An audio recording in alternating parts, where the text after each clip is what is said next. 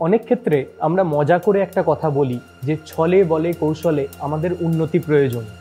Stroke রিহ্যাবিলিটেশনের ক্ষেত্রে আমরা কিন্তু সত্যি করেই এই ফর্মুলা ফলো করি।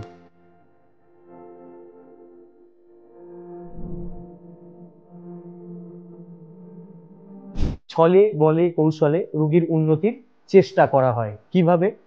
প্রথমে ছল বা যে ক্ষেত্রে ট্রিক করা হয় ব্রেনকে, কিরকম?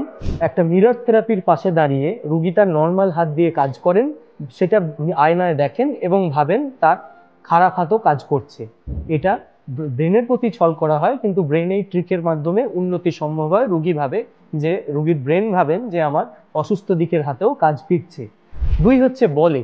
আমাদের ফিজিক্যাল থেরাপিস্ট এবং অকুপেশনাল থেরাপিস্ট অনেক শারীরিক বল দিয়ে বা পরিশ্রম দিয়ে রুগীকে বেশ কিছু এনডিটি বা নিউরো ডেভেলপমেন্টাল টেকনিক্স, পিএনএফ এই সমস্ত জিনিস করেন, যার ফলে রুগীর কিন্তু দ্রুত উন্নতি হয় এবং হাতের জোর ফেরে।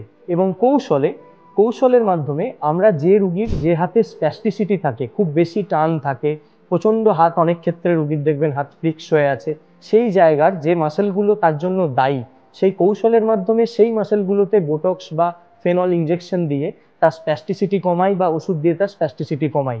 এই কৌশলের মাধ্যমেও রোগীর হাতের স্প্যাস্টিসিটি অনেক কমে যায় এবং উন্নতি সম্ভব। তাই অন্য কিছুতে হোক না হোক, স্ট্রোকে ছলে বলে কৌশলে উন্নতি সম্ভব।